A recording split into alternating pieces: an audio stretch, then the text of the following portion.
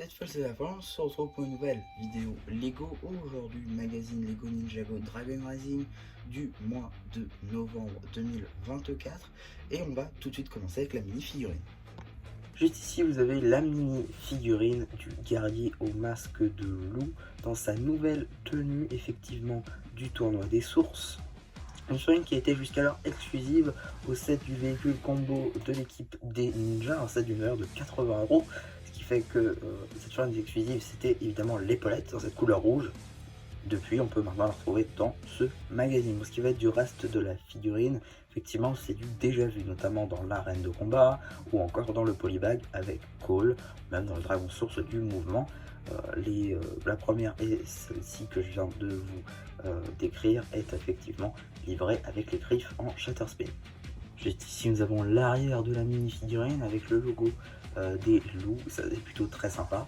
Si on retire le masque, franchement, c'est un peu dommage, mais on retrouve la tête du début d'année avec les guerriers loups en Earth Blue. Donc là, c'est un peu dommage. Franchement, en violet, ça aurait été parfait. Même en rouge, à la limite. Mais franchement, voilà, changer la couleur parce que là, clairement, ça va pas. Pour qu'on puisse mieux voir les détails, je vous ai retiré tout son attirail. Donc juste ici, voilà la suite de l'armure argentée au-dessus de l'espèce de toge, de bannière qu'il a sur lui, avec la ceinture des guerriers loups. Deuxième expression faciale. En termes d'accessoires, on aura le droit à une petite épée de la lune de sang, ou aussi appelée Red Sword. Maintenant la carte. Juste ici, vous avez la carte en édition limitée de Raz, édition limitée, c'est la carte numéro L30. Elle appartient à la série 7 de cartes à collectionner Lego Ninjago Dragon Rising. Petite histoire, je me permets de agrandir un petit peu la durée de ce passage, mais donc la carte L30 devait être la dernière de la série 7. Or, on l'a bien vu avec le magazine Ninjago Legacy, on va avoir de nouvelles cartes, notamment avec Zane Climber qui sera le numéro LE31 dans le prochain numéro entre Mech Pilot Call et Raz. Voilà, petite histoire en plus.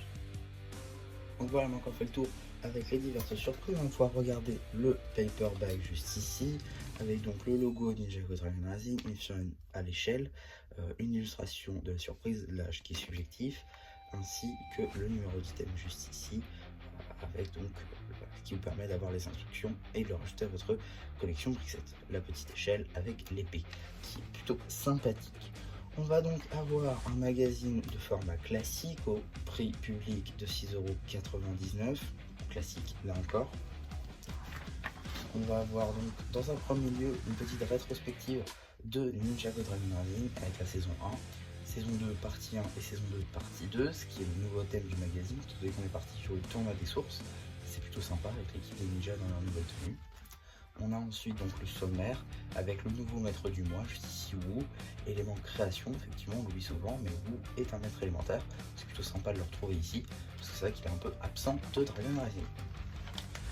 On a ensuite une petite double page sur les loups, notamment leur partie, on va dire, sur la partie 1 de Dragon Rising, ainsi que leur petite transformation dans la partie 2, donc ça c'est plutôt sympa. On a ensuite un petit jeu les concernant avec leurs deux versions, disponibles dans le set de cette année. On a ensuite une double page, comme ceci, sur le tournoi des sources. Bon, globalement, on nous spoil quelques gros combats, notamment le premier, le deuxième, ainsi que plein d'autres combats qui sont très intéressants. Surtout, moi, ce que je trouve le plus dommage, c'est vraiment qu'on ait Nia contre Jay qui était spoilé. Même si tout le monde le savait, c'est quand même un petit peu dommage. Enfin. On a ensuite une petite page avec les robots de la cité des temples. Donc ça c'est plutôt cool aussi, les retrouver là. On a une petite publicité pour les 7 Friends, notamment les 7 basés sur la ferme. Première partie de la BD que vous retrouverez sur la chaîne BD Red Soir. On fait une petite pause dans celle-ci pour arriver sur un jeu concernant le Spinjitzu de Harem, c'est plutôt sympa, ainsi que le début de poster avec le dragon source du mouvement, un poster avec toute l'équipe des ninjas dans leur tenue tournoi des sources, ainsi que Brazera dans sa tenue du ninja rouge, même si c'est bizarre parce qu'elle a des épaulettes dorées, alors que normalement elle en a en dark tan. Bon, pourquoi pas, ça fait un petit changement, mais bon, il y en a toujours dans le magazine. Pareil, Dragon Source du mouvement juste ici. La page pour l'abonnement qui nous spoil complètement le prochain magazine. On va en reparler, mais voilà, c'est pas...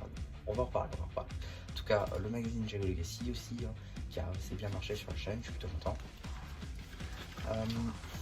Suite de la BD concernant Arin et Frac. D'ailleurs, on peut deviner un petit peu dans quelle chronologie se situe cette BD, si elle est canon, étant donné qu'on voit Kai en tenue de saison 11. Donc on sait déjà que c'est à partir de la saison 11, donc après March of the Oni. Si je pense que niveau chronologie, c'est pas trop ça. Mais bon, pourquoi pas. Pourquoi pas. Donc fin du coup de la BD où on retourne dans le présent avec Arin qui parle à Brazzera de cette histoire-là. Et ensuite un petit jeu entre Robbie et Brazzera, ainsi que Kai qui essaie de s'évader des tréfonds sans essayer de tomber sur les 5 bannis. Ça c'est plutôt très sympa comme petit détail, un jeu assez intéressant je pense. On a ensuite un petit jeu sur 2 pages avec les logos des ninjas, une sorte de labyrinthe, il faudra un dé, le fameux jeu à dés. Oui, je lis une page, ok. Ah, ok, d'accord. Donc on va avoir ça juste ici. On a un petit jeu juste ici, des sets différents je pense, ou alors est-ce qu'on va trouver ici ça, enfin bref, je vous ferai repérer certaines choses, pourquoi pas. Et juste ici, on a une page info sur le combat entre Zane et Zur, c'est-à-dire le premier combat du tournoi des sources. Juste ici, alors justement ça fait grandement parler. Juste là, on nous présente le personnage de Zur comme étant un Oni, alors que pas du tout. Voilà, c'est pas un Oni, c'est un Draconien. C'est une erreur qu'a fait l'éditeur. Ça n'a pas été rectifié en France, et c'est tout à fait normal, ils vont juste le traduire. Mais bon, voilà, c'est totalement faux. Ça a été confirmé par les réalisateurs de Dragon Rising, c'est totalement faux. Zur n'est pas un Oni. On a ensuite une petite publicité pour le magazine Marvel Avengers. Normalement, ces 3 numéros-là sont disponibles sur la chaîne. Je vous redirige vers la playlist magazine. Et juste ici, on a aussi une petite publicité pour le magazine Jago Legacy avec les 2 premiers numéros qui étaient accompagnés d'une boîte en métal. Là aussi, ces vidéos sont disponibles sur la chaîne si ça vous intéresse. Et donc, qu'est-ce qu'on a dans le prochain magazine Ninjago Dragon Rising? Nous avons la mini-film de Climber J. Alors, normalement, en Allemagne, après ce numéro-là, c'était la révélation du loup, on aurait dû avoir la figurine de Climber Nia, qui aurait été 1000 fois plus intéressante que celle de Jay. Enfin, me concernant, personnellement, j'ai déjà le set avec Jay, donc ça m'arrange pas, enfin, ça m'arrange pas spécialement. Surtout Climber Nia, j'aurais pu faire un projet de fou avec. Et malheureusement, je vais devoir me la procurer ailleurs. En tout cas, Climber J juste ici. Bon, c'est une flan assez cool qui est disponible uniquement dans le Mecha Climber de Kai. Donc un set qui normalement vaut 70 €, c'est-à-dire 10 fois plus que le magazine, littéralement. Mais voilà, c'est pas une flan canon, on la voit pas du tout dans la série et il n'y a aucune raison qu'on la voit dans le futur. Bon, voilà, je sais pas trop quoi dire de plus pour ce moment. Je pensais vraiment qu'on allait avoir Climber Nia, alors qu'en vrai, on sait pertinemment qu'en France, on n'a pas eu beaucoup de personnages féminins dans le magazine, si ce n'est aucun.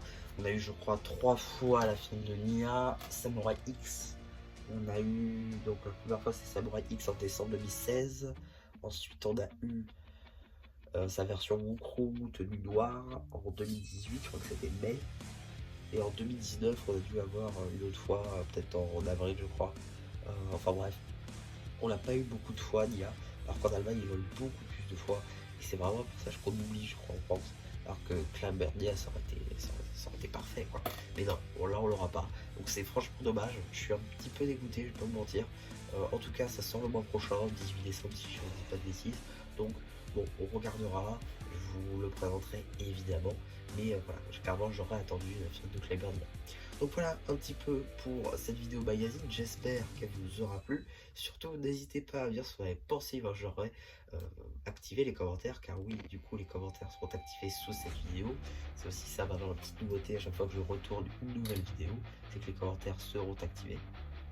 On a aussi la possibilité de liker les vidéos si vous n'avez pas, aussi vous abonner, c'est très important pour la croissance de la chaîne.